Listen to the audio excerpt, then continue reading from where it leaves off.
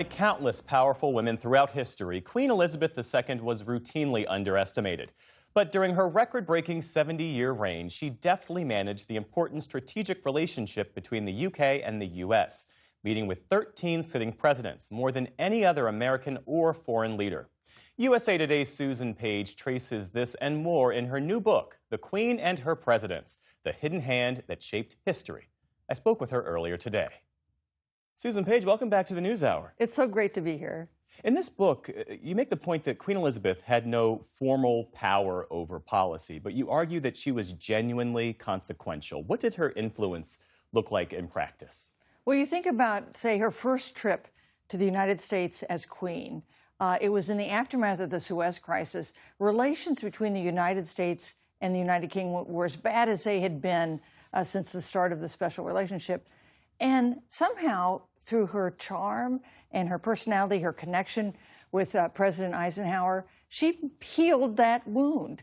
And in the aftermath, suddenly relations kind of resumed again. It's not that she negotiated with the president. It's that she laid the groundwork for the kind of special relationship that was so important to Great Britain and so important to her. You mentioned President Eisenhower. You describe her bond with him as something special. She knew him when he was a wartime general, before he was president. How did that early relationship differ from the ones she had with presidents she met only in their official capacities? So she revered Eisenhower, and he was like an uncle. She was a friend of her father's. They had had a real partnership. But by the time you get to, say, President Reagan, she is a peer.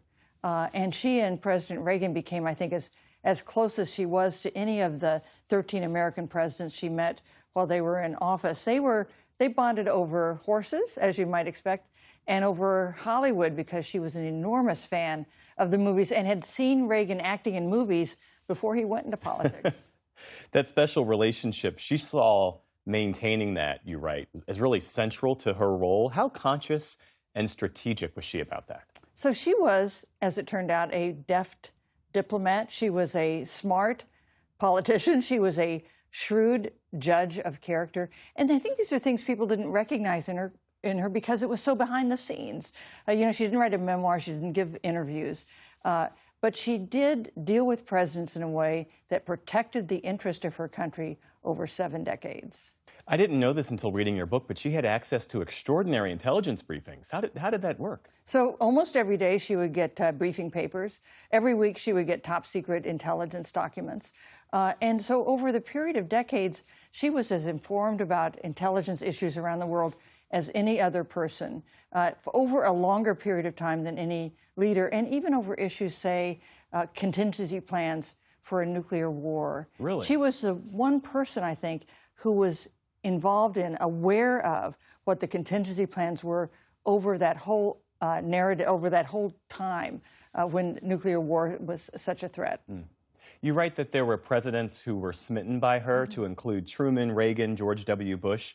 But soft power can only go so far in many respects. So give us an example where she tried to use her influence, but it simply didn't work.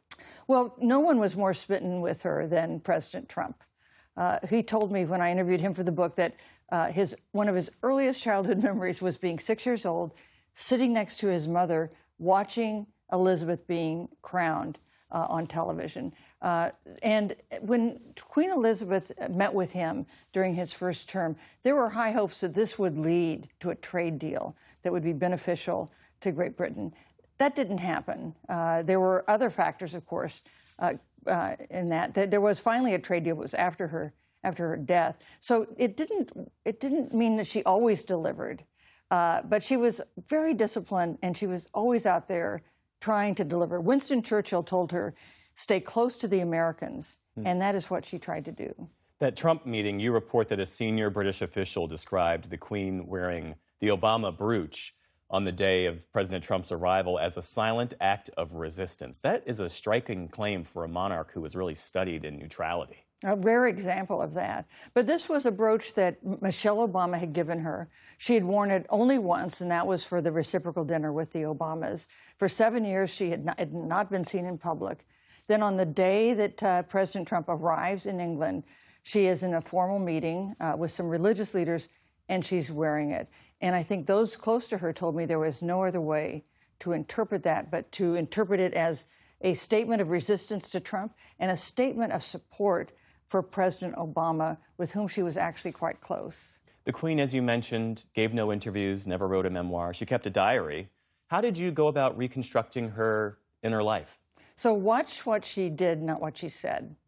Because what she said was, let's toast our special relationship. She was never critical in public of any American president. But there were presidents she clearly liked and wanted to spend time with, and there were presidents she did not. You know, she spent a lot of time with Reagan and a fair amount of time with George W. Bush. She spent very little time with Jimmy Carter, and I think there was a message there. You've covered Washington for decades. What did you learn about the presidency itself, not just the Queen, by looking at 13 presidents through her eyes? You know, we think about the force of history, of historic events, and maybe it's easy to forget the power of personality and the way in which these relationships can really matter, can have an effect. Thinking about the Falklands War, there were some in President Reagan's administration who didn't want to come down on the side of Great Britain. And the relationship between the Queen and President Reagan and his very strong interest in that horseback ride in Windsor Park contributed to the decision to come down hard on Great Britain's side. Susan Page, the terrific new book is The Queen and Her Presidents, The Hidden Hand That Shaped History. Always great to speak with you. Oh, it's so nice to see you. Thanks.